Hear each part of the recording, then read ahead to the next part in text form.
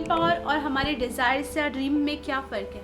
Dzire और dream में यानी मेरी इच्छा, और उसमें अगर आप अपनी शक्ति जोड़ देती हो तो ये विल पावर हो जाता है।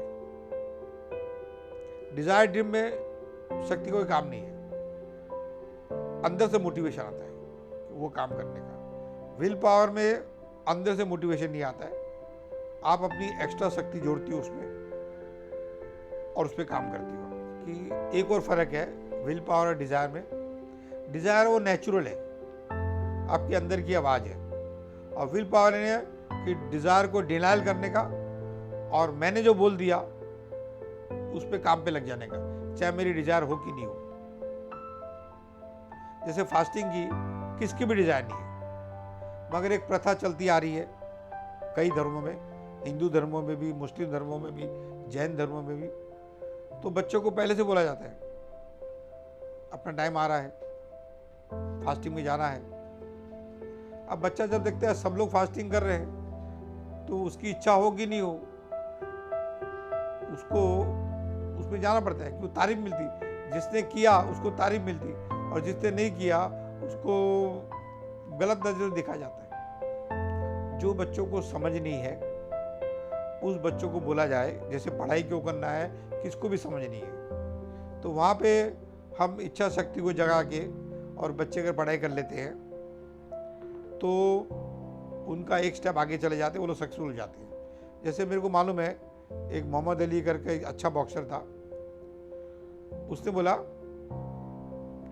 कि मैं कई बार स्किल के कारण हार गया हूँ मगर विल पावर के कारण जीत गया हूँ। उसका तात्पर्य ये था कि जब सामने वाला की स्किल ज़्यादा अच्छी हो और मेरे को 10 बार वो मार गिराता है तो 11वीं बार मेरी इच्छा शक्ति को मैं ऐड करता हूँ कि नहीं एक बार और उठ, अब की बार तू मार देगा। अब इसको पॉजिटिव थिंकिंग बोल सकते हो, और ऐसे करके जीता भी है वो।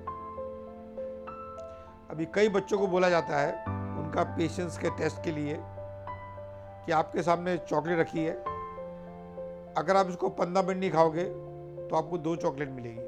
और कई बच्चों को बिजनेस सेंस आता है कि 15 मिनट लेट खाने से 2 मिलती है तो क्या फ़र्क पड़ता है। तो लोग पेशेंस दिखाते हैं और धीरे धीरे उनका पेशेंस डेवलप भी हो जाता है, क्योंकि ये तो पेन और प्लेजर का थ्योरी है। जो चीज़ में आपको रिवॉर्ड मिलेगा वो चीज़ का आपका प्लेजर एसोसिएट होएगा और वो चीज़ आप ज़्यादा करोगे।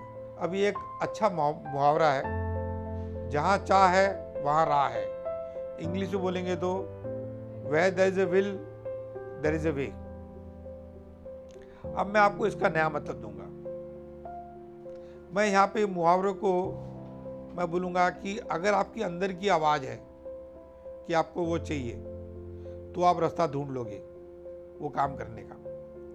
मैं यहाँ पे विल पावर को ऐड नहीं करूँगा इसमें।